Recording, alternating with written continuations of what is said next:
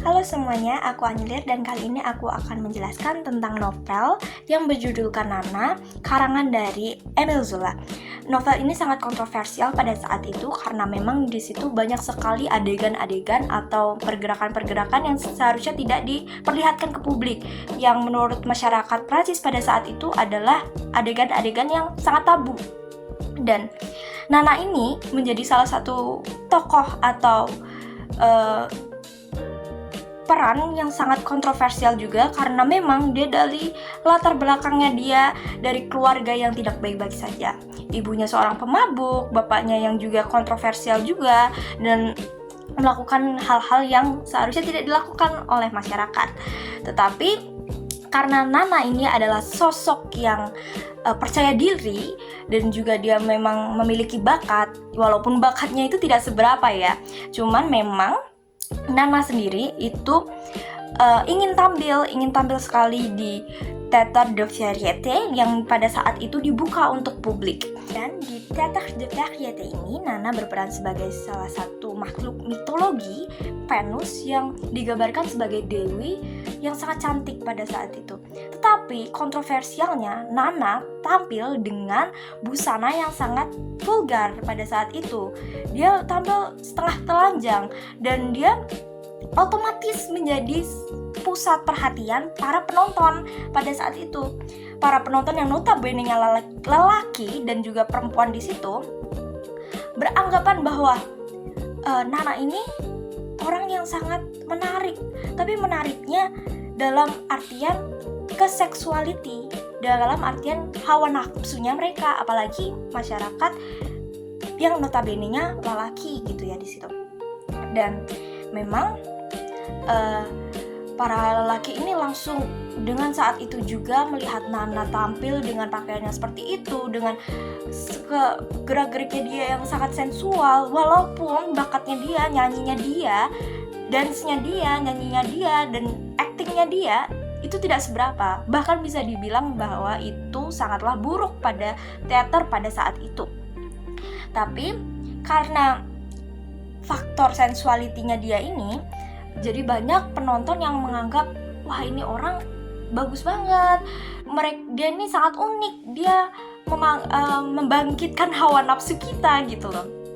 Dan memang menurut para lelaki seperti ini, tetapi beda pandangannya dengan para perempuan, penonton perempuan. Para penonton perempuan beranggapan bahwa memang tampilannya dia ini sangat tidak senonoh. Mereka beranggapan bahwa apa yang dia lakukan pada saat itu sangatlah menjijikkan, tidak pantas untuk dilihat. Dan orang-orang juga langsung berpikiran, para wanita ini berpikiran bahwa Nana bukan anak yang baik, bukan pribadi yang baik dan tidak senonoh.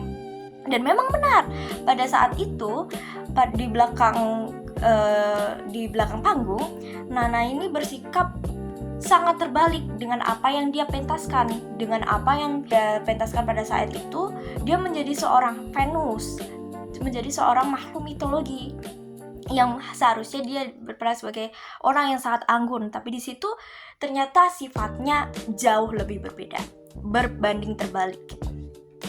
Nana sendiri mempunyai sifat yang sangat ceroboh dan suka beromongan kasar, dan juga memang dia dianggap sebagai cewek atau wanita yang tidak sopan. Dan setelah itu kehidupan Nana menjadi lebih baik lagi. Dia sekarang mulai pindah ke apartemen yang layak tinggal, yang benar-benar menurut dia, wah kok bisa tinggal di sesuatu yang seperti ini megahnya.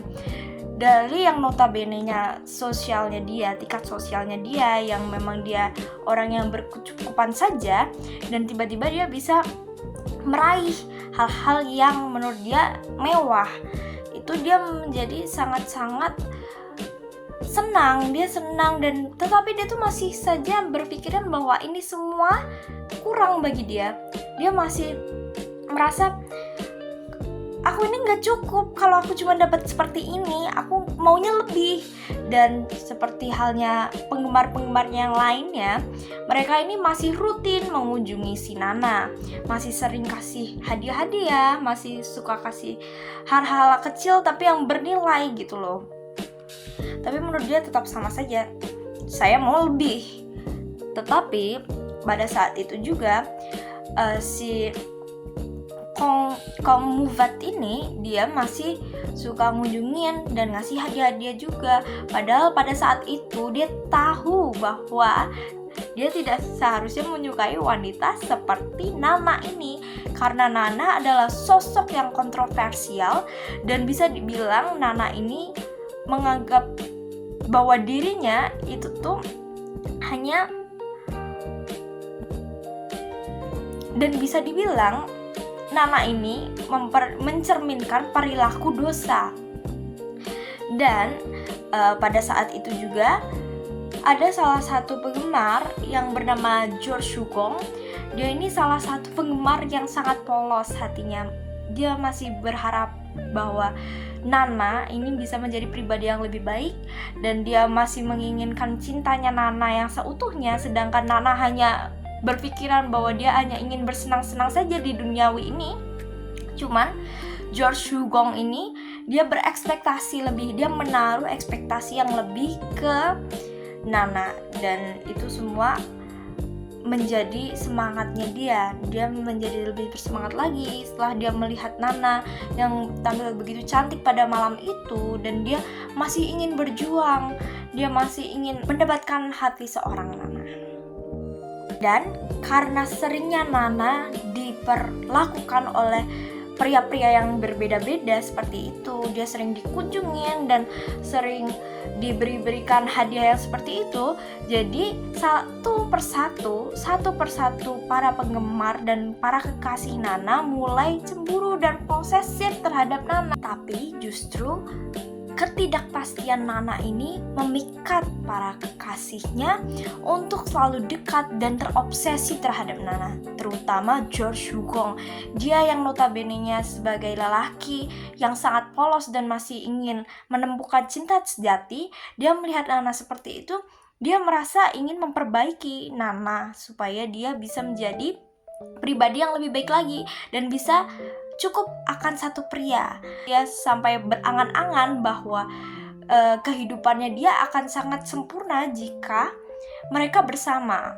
Terlepas akan percintaannya si Nana juga terjalit tentang hutang-hutang yang memang dia tidak bisa bayar karena memang dia memiliki jiwa konsumtif yang begitu besar pada saat itu, memposisikan dirinya pada saat itu untuk meminta atau menghabiskan harta kekasihnya dia, para kekasihnya dia ini, supaya dia bisa memiliki atau memperoleh apa yang dia inginkan. Jadi tujuannya Nana ini hanya bersenang-senang saja.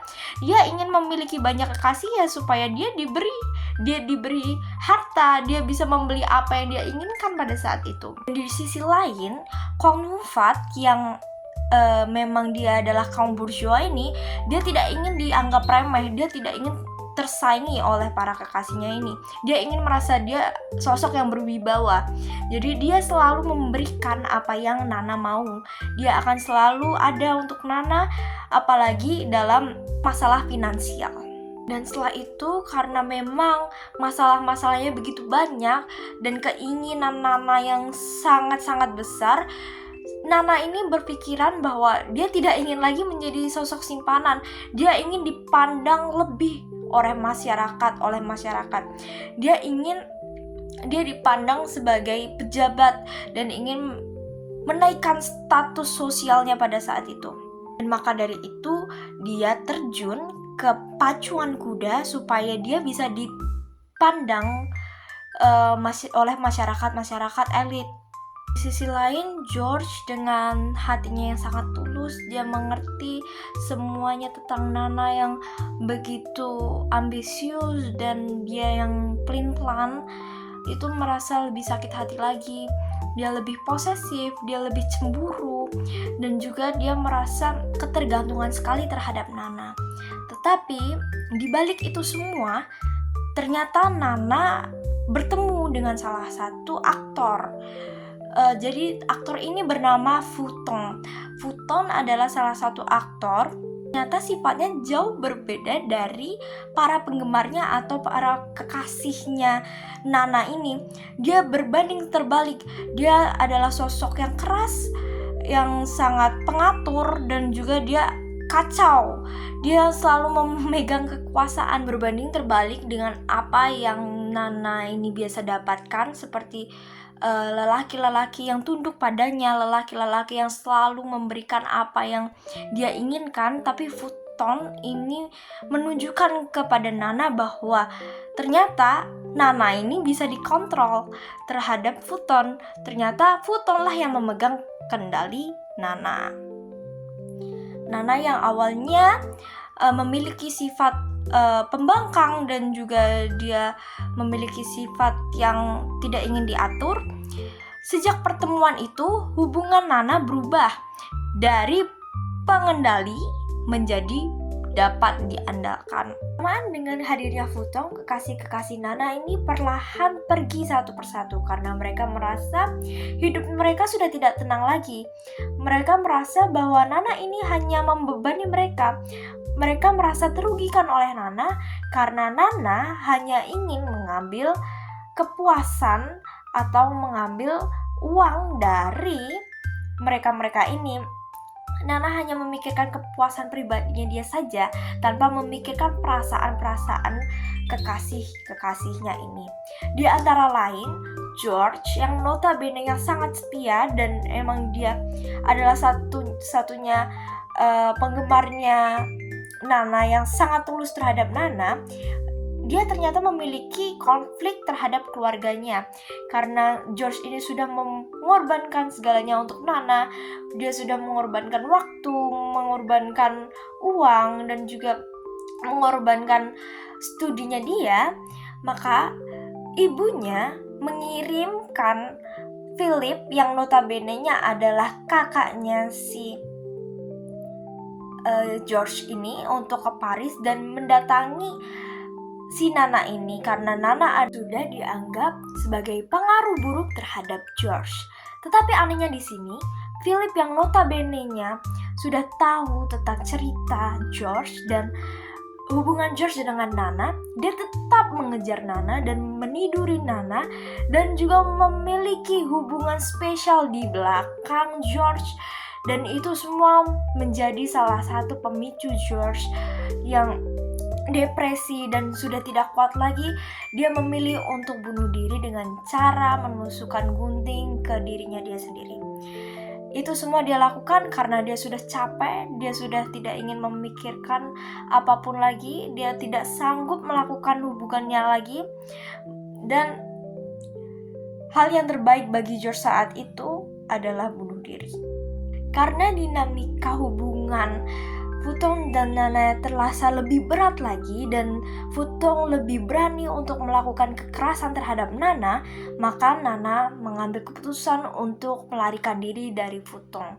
Nana sekarang hidup sendiri di apartemen dan dia di situ ternyata terkena cacar yang membuatnya meninggal di dalam apartemen tanpa sepengetahuan siapapun itu, tanpa pemakaman, tanpa upacara yang megah, dan dia meninggalkan semua itu secara cuma-cuma. Dan begitulah akhir tragis dari seorang Nana yang dulunya adalah artis dan juga bintang yang sangat terkenal di kalangan para pria, harus meninggal karena penyakit cacar.